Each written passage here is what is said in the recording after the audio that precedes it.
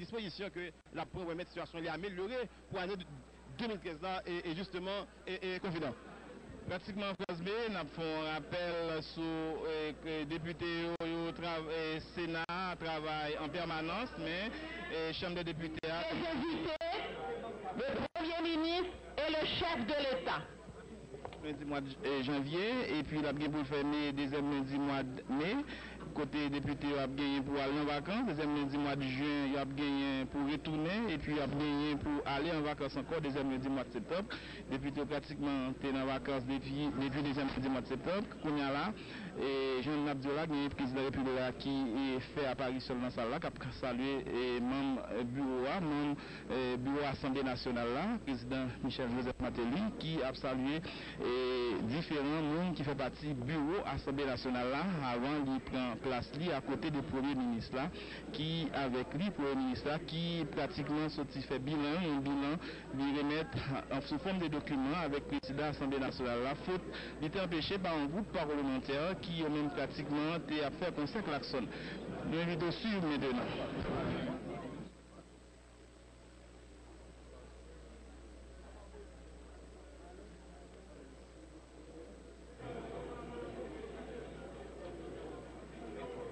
Au nom du bureau de l'Assemblée nationale, je souhaite la plus cordiale bienvenue au président de la République.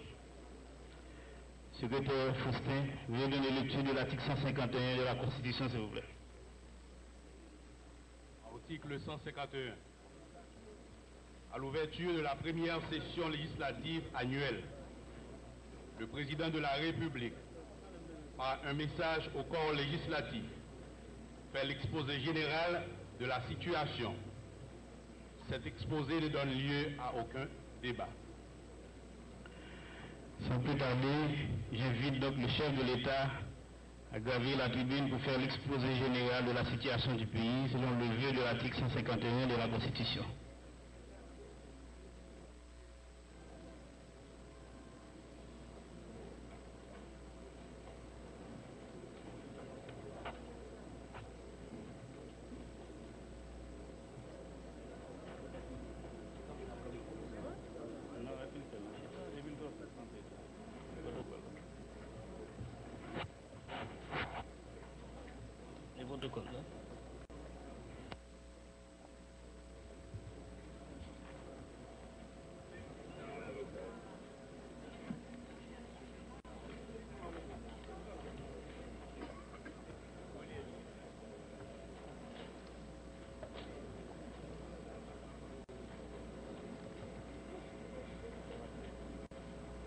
Monsieur le Président de l'Assemblée nationale, Mesdames, Messieurs les membres du bureau de l'Assemblée nationale, honorables parlementaires, Monsieur le Premier ministre, Mesdames, Messieurs les membres du gouvernement, Mesdames, Messieurs les membres du Conseil supérieur du pouvoir judiciaire, Mesdames, Messieurs les membres du corps diplomatique et consulaire, Mesdames, Messieurs, la cérémonie du jour à laquelle je prends plaisir à participer et à partir de laquelle va solennellement s'ouvrir la première session ordinaire de l'année législative 2013 me donne l'occasion de témoigner au Parlement haïtien toute la haute considération que je porte à ce noble et prestigieux corps. Ma présence se veut expression non seulement de mon obéissance absolue à la Constitution, mais aussi de mon ardent désir d'œuvrer au renforcement de relations harmonieuses et fructueuses entre l'exécutif et le législatif. Car j'ai conscience qu'une intelligente collaboration entre ces deux branches fondamentales de l'appareil d'État est indispensable pour que la barque nationale soit conduite selon les principes de la bonne gouvernance. Devant trouver les solutions aux nombreux problèmes que nous avons pour mission de résoudre, nous devons donc coopérer étroitement pour que les réponses proposées et mises en œuvre soient conformes aux intérêts supérieurs de la nation. Il nous est donc commandé de transcender nos divergences en restant accrochés à la lettre de notre devise. L'union fait la force. Des lectures différentes de la situation de notre pays amènent souvent à des prises de position contraires. Mais parce que nous visons tous le bien commun, nous pouvons sereinement nous mettre ensemble pour travailler à l'édification de l'Haïti régénéré que nous appelons de tous nos voeux. Pour ma part, je me fais l'incontournable devoir de respecter les engagements pris envers l'électorat national qui, majoritairement, a approuvé le programme que je lui ai proposé, celui des 5 E, l'éducation, l'emploi, l'état de droit, l'environnement et l'énergie. La situation que vit le pays, exprimée à travers des statistiques alarmantes, situation qui interpelle notre conscience d'Haïtien, notre conscience de responsable tout court, renforce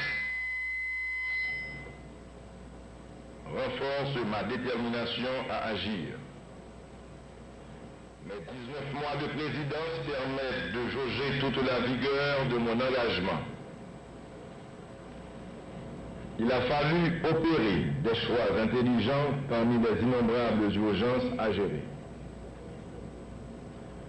Monsieur le Président de l'Assemblée nationale, honorables parlementaires, l'économie haïtienne devrait se maintenir sur une trajectoire de croissance modérée en 2012-2013. Nous comptons sur la mise en œuvre effective et coordonnée de politiques et d'investissements ciblés pour favoriser cette croissance. Nous devons accorder plus d'attention aux secteurs porteurs comme la construction, les services commerciaux et le tourisme. Ces secteurs devraient bénéficier de l'intensification de l'investissement public et privé. L'investissement privé profitera des politiques de développement du crédit et des partenariats publics-privés dans le cadre de la promotion et de l'appui aux petites et moyennes entreprises et industries. De nouveaux investissements directs et étrangers, notamment dans l'hôtellerie, et une mobilisation générale des principaux organes de l'État faciliteront le développement des affaires et libéreront les énergies porteuses de croissance et génératrices d'emplois. À partir du financement du Trésor public, de grands travaux d'infrastructure se poursuivront. Je cite, à titre d'exemple, l'aéroport du Sud, la route des Cailles, Caille-Jérémie, route Hèche-Cap-Haïtien, route Fermat-Frère, reconstruction des bâtiments publics, construction de logements sociaux et d'infrastructures de santé. La mise en opération du parc industriel de Caracol, qui a déjà suscité beaucoup de demandes de locaux par des investisseurs étrangers désireux de s'y installer, permettra un rebond de nos exportations. Mesdames, Messieurs, honorables parlementaires, quand depuis la campagne électorale, je me suis engagé à sortir le pays de l'ère de l'assistanat pour passer à celle de la promotion et de l'encadrement de l'investissement productif, j'avais conscience que je faisais là un pari difficile. C'était le pari à tenir pour créer les conditions nécessaires de la stabilité sociale et de l'autonomisation des citoyens. C'est encore aujourd'hui le principal défi à relever afin de pouvoir léguer à nos enfants un pays meilleur que nous l'avons trouvé. C'est le seul moyen dont nous disposons aujourd'hui pour nous rendre dignes des sacrifices de nos ancêtres qui nous ont légué le plus bel héritage qui soit et que l'esprit de l'homme puisse imaginer, la liberté. Aujourd'hui, le contexte est différent, mais le défi n'est pas moins impressionnant. Vous, moi, aucun citoyen haïtien, quel que soit son rang, quel que soit son statut dans la société, ne saurait ne pas se sentir concerné par la dégradation généralisée de notre environnement, la plus grande vulnérabilité du pays. Cette situation insupportable est le résultat de politiques menées au cours de plusieurs décennies qui nous ont portés à financer les emplois chez nos partenaires commerciaux pendant que nous attendons les ressources de l'aide internationale et des transferts des Haïtiens expatriés pour payer les biens venus de l'étranger que nous ne produisons plus. Changer cette perspective en mettant en avant l'emploi, la croissance économique et la compétitivité nationale oblige le pays à s'inscrire dans une autre dynamique, celle du combat pour l'institutionnalisation de la vie démocratique. Celle aussi des actions visant à transformer Haïti en une terre d'élection pour les investissements productifs. Elle concerne de nombreux projets de loi qui sont déjà déposés et d'autres qui vont l'être par devant vous. Elle concerne également un certain nombre d'accords et conventions internationaux signés par Haïti, non encore ratifiés, certaines datent de plusieurs décennies. Leur vote et leur publication permettront d'adapter notre législation et de la mettre en phase avec les besoins de développement du pays. Sans cette nouvelle législation qui facilite l'accès des jeunes au crédit et à l'entrepreneuriat, qui protège les biens des conjoints de la faillite de leurs entreprises, qui définit un système de normes à suivre par nos entrepreneurs afin que leurs produits aient accès aux marchés étrangers à des conditions favorables et qui protège les consommateurs, les investissements ne seront pas aussi dynamiques que nous l'espérons pour nous aider à changer la vie dans le pays. La commission de modernisation du droit des affaires, installée le 7 septembre 2012, a un mandat de 6 mois reconductible une fois pour revisiter l'ensemble de cette législation dont certaines des lois, parmi les plus importantes, remontent à environ 2 siècles.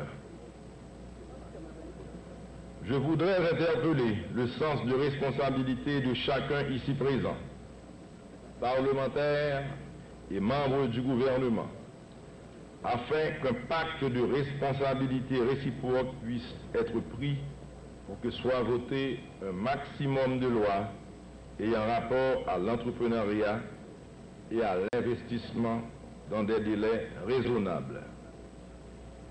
Nous le devons à nos enfants, nous le devons à notre jeunesse, nous le devons à nos ancêtres, nous le devons à nous-mêmes. Notre ambition pour 2013 est de continuer à mieux faire pour affronter les défis qui se présentent devant nous. Le premier défi à relever est la valorisation du capital humain par l'instruction.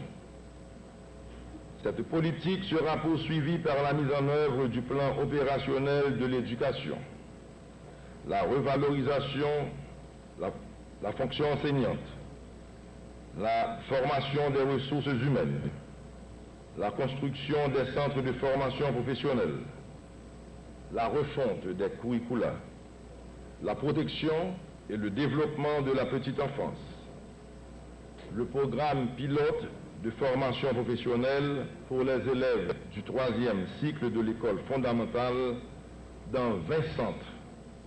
La mise en place du programme de validation des acquis de l'expérience professionnelle. Au niveau de la gouvernance du secteur de l'éducation, pour cette année 2013, un paquet législatif comportant 8 projets de loi sera déposé au Parlement et qui concernera notamment la réforme de l'enseignement supérieur et la réglementation de l'exercice des professions et des métiers. Une nouvelle approche sera adoptée dans la mise en œuvre de la scolarisation universelle, gratuite et obligatoire, le PSUGO. Cette nouvelle approche sera visible à travers la construction massive d'écoles publiques, notamment dans les sections communales. Dans les grandes villes, nous allons continuer avec la construction des écoles fondamentales et centres d'application pédagogique, les EFACAP. Le programme d'identifiant élèves va démarrer. À la fin de mon quinquennat, chaque élève aura un numéro d'identification scolaire permettant de suivre son parcours dans le système éducatif. Avec la révision de la carte scolaire, des réponses ciblées seront apportées aux difficultés du système éducatif. Honorables parlementaires, un deuxième défi est la mise en place progressivement du système national de protection sociale en santé qui concernera à terme tous les habitants d'Haïti. Un programme en 3 étapes sera exécuté. La première étape est déjà en cours. C'est le projet pilote de carte rose Combit Solidarité lancé en mai 2012. Une assurance maladie a été offerte à un groupe de 2000 personnes. Elles ont bénéficié pour une année d'une carte de sécurité sociale qui leur permet d'être soignées gratuitement dans 5 établissements publics ou privés de Port-au-Prince. Au cours d'une deuxième étape, un système global universel, toujours axé sur la carte rose de sécurité sociale, sera mis en place dès juin 2013 dans le département du Nord-Est. Les bénéficiaires seront les travailleurs du secteur formel, cotisants obligatoires, et ceux du secteur informel, cotisants volontaires. La troisième étape verra l'extension progressive du système à d'autres départements 1 an après, soit en juin 2014, et en 2017, tous les départements seront couverts. Il s'agit d'une réforme ambitieuse et fondatrice qui s'inscrit dans la longue durée. Elle transformera profondément le pacte social de notre pays. Elle repose sur des principes d'équité et de solidarité. Ainsi, chaque habitant d'Haïti doit pouvoir recevoir des soins de qualité, quel que soit son niveau de revenu. Un Conseil national de la sécurité sociale aura pour mission de piloter tout le dispositif. Ce système devra être financé progressivement par les ressources propres du pays afin de nous rendre maîtres de notre système de soins. Cela passe par le développement économique et la création d'emplois et donc l'augmentation du nombre de cotisants. Honorables parlementaires, toujours dans le but de valoriser notre capital humain, j'entreprends de mieux faire connaître Haïti sur la scène internationale, répondant à des invitations officielles participant à des forums de chefs d'État afin d'apporter un éclairage sur la vraie situation d'Haïti. J'intéresse des hommes d'affaires étrangers à profiter des avantages que nous offrons, de la qualité et de la disponibilité de notre main-d'œuvre, en même temps que je fais ressortir l'énorme potentiel de ressources dont la nature nous a dotés. Notre pays assume depuis le 1er janvier 2013, pour la toute première fois, la présidence tournante de la communauté de la Caraïbe, la CARICOM. Pendant 6 mois, la République d'Haïti sera le porte-parole de la région dans toutes les assises internationales. J'en profiterai également pour accélérer le processus d'intégration d'Haïti au marché et à l'économie unique de la CARICOM par la promotion des échanges intra-régionaux. Pour y arriver, honorables parlementaires, la ratification des projets de loi, traités et conventions nécessaires à l'aménagement d'un environnement propice à la création d'emplois et de richesses doit devenir une priorité. Je me dois de préciser que ces instruments juridiques, textes de loi, traités et conventions internationaux, sont soumis à votre sanction. Monsieur le Président de l'Assemblée nationale, honorables parlementaires,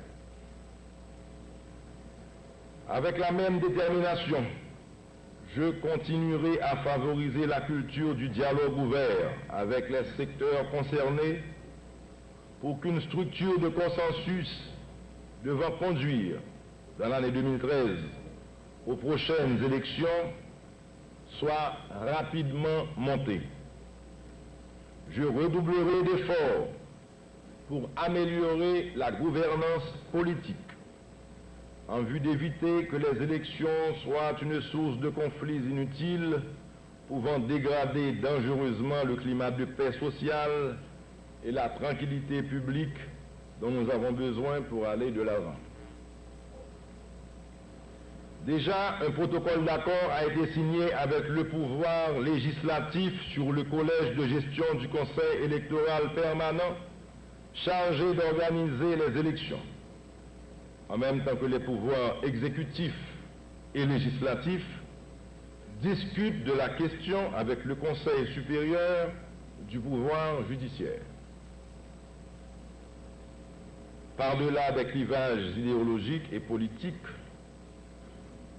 en tant que chef d'État, je demeure ouvert à tous les secteurs de la nation, dans le respect des règles du jeu démocratique. Je m'engage donc à poursuivre le dialogue avec tous les secteurs de la nation que j'ai entamé dès ma prise de fonction et consolidé l'année dernière. Plus précisément, je poursuivrai les discussions avec les pouvoirs législatifs et judiciaires en vue de l'organisation d'élections libres et démocratiques. Je continuerai inlassablement le renforcement de l'état de droit, en veillant à la nomination des 9 juges du Conseil constitutionnel et en respectant scrupuleusement l'indépendance des 2 autres pouvoirs. Je veillerai également à ce que des élections sénatoriales et municipales transparentes et démocratiques soient organisées cette année. Aucun différend politique n'est si difficile à résoudre. Aucun intérêt sectaire n'est si important que nous devons risquer d'hypothéquer l'avenir du pays et de nos concitoyens qui attendent tant que notre cher Haïti puisse jouir de la stabilité et du mieux-être qu'ils sont en droit d'espérer. J'invite donc les acteurs sociaux et politiques à suivre le chemin de l'apaisement, de la paix sociale, de la concorde et de la solidarité nationale, condition indispensable à la promotion des investissements directs étrangers et à la création d'emplois. Je voudrais insister que seul le chemin de la réconciliation nationale, seul le chemin de la réconciliation nationale favorisera l'éclosion du secteur touristique et les investissements recherchés. Ceci nous permettra de réparer les torts que des décennies de mauvaise gestion ont causés à notre environnement, de construire des institutions académiques et professionnelles requises pour former et éventuellement intégrer nos milliers de jeunes en quête d'emploi. Dans le même temps, je pense à nos populations rurales et suburbaines, le plus souvent et particulièrement victimes des cyclones et autres intempéries. Aussi, en l'année 2013, décrétée année de l'environnement, de vigoureuses interventions seront conduites pour reboiser nos montagnes et nos bassins versants dénudés, de façon à ce qu'on parvienne à mieux contrôler le débit de nos eaux et à mieux endiguer leur cours tumultueux en saison des pluies. Je crois que l'accent qui sera porté sur la remise en état de notre sol attirera à nouveau l'attention sur la valeur du travail de la terre et favorisera une relance de notre production. De cette relance découlera un amoindrissement de notre dépendance alimentaire avec toutes les conséquences positives que cela comporte. Monsieur le Président de l'Assemblée nationale, honorables parlementaires, bien que les infrastructures constituent les éléments de base de tout développement, les investissements dans ce secteur ont été dictés jusqu'à nos jours par le besoin de répondre à la pression démographique. Qu'il s'agisse de réduire les embouteillages dans les rues de Port-au-Prince ou de connecter un coin reculé du pays à une voie principale. Qu'il s'agisse de fournir l'électricité à un village ou d'améliorer les ports du pays, nos efforts n'ont eu pour objectif que de réduire les retards que nous avons accumulés. Nous saluons les efforts de nos prédécesseurs dans leur démarche de survie. Cependant, je veux offrir aujourd'hui à la nation une nouvelle approche, une vision des investissements dans le secteur des infrastructures qui se base non pas sur la nécessité de faire face à la désuétude présente, mais plutôt sur un avenir où les opportunités d'investissement par le secteur privé soient réelles. Dans la zone métropolitaine, ma vision est de reconstruire une capitale libre de la pression d'une population non productive. Dans cette perspective, nous envisageons la construction de 2 nouveaux ports commerciaux en dehors de la zone métropolitaine, l'un au nord et l'autre au sud. Et la reconversion du port de Port-au-Prince à sa mission antérieure de port touristique et celle du marché de la Croix-des-Bossales en marché touristique. Cette démarche résultera en la création de milliers d'emplois en dehors de Port-au-Prince, apportera la solution aux problèmes de salubrité du centre-ville. Le décongestionnement du centre-ville sera un atout à nos efforts pour avoir un boulevard du bicentenaire avec sa splendeur d'antan, bordant les nouveaux bâtiments, dernier cri que nous sommes en train de construire, dans le cadre de la reconstruction et dont l'édifice du corps législatif va en constituer un joyau. Au niveau national, nous allons mettre l'emphase sur l'accès aux sites logeant les trésors touristiques de notre pays. La construction des nouvelles attractions touristiques dans les communautés par le secteur privé est ralentie par le manque et souvent par l'absence de facilité d'accès à ces sites. L'investisseur du secteur privé, surtout de la diaspora haïtienne, sera enchanté de construire de nouvelles chambres d'hôtel dans sa ville natale, s'il peut organiser des tours de visite sur les points d'intérêt qui ont fait le bonheur de son enfance.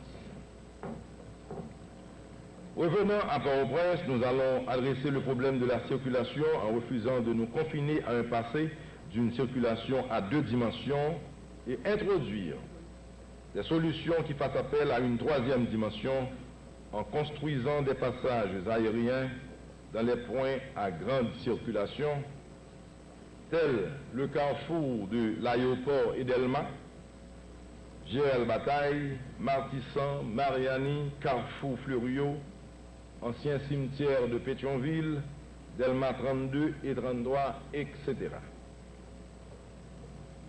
La plupart de ces travaux débuteront sous peu. La nation haïtienne devra prendre note que je ne mentionne pas les efforts présents du gouvernement pour améliorer les infrastructures en Haïti.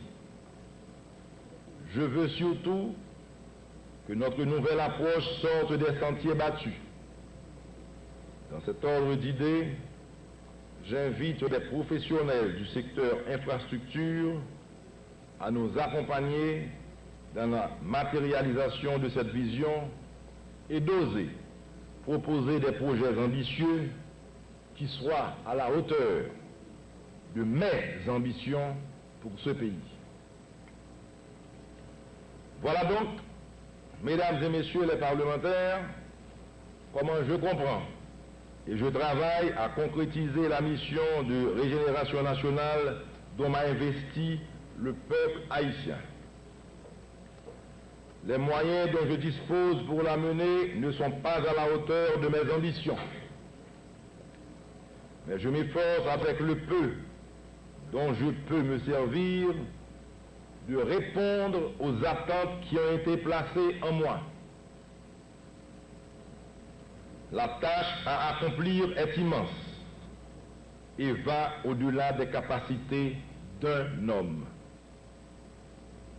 Aussi, le concours que vous ne manquez pas de m'apporter et que vous ne manquerez pas de m'apporter m'est-il précieux.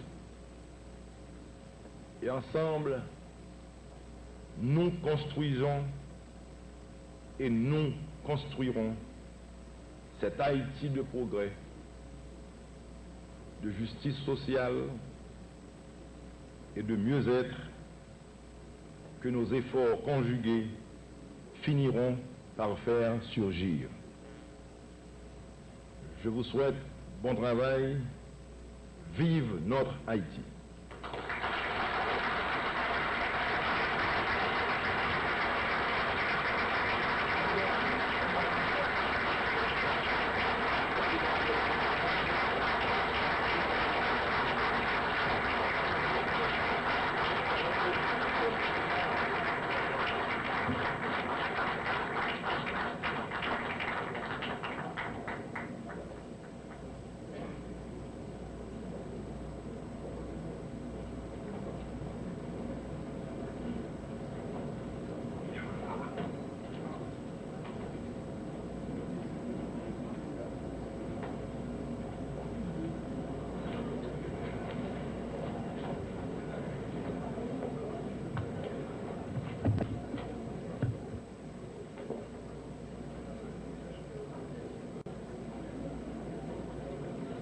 J'invite la même délégation du caméral à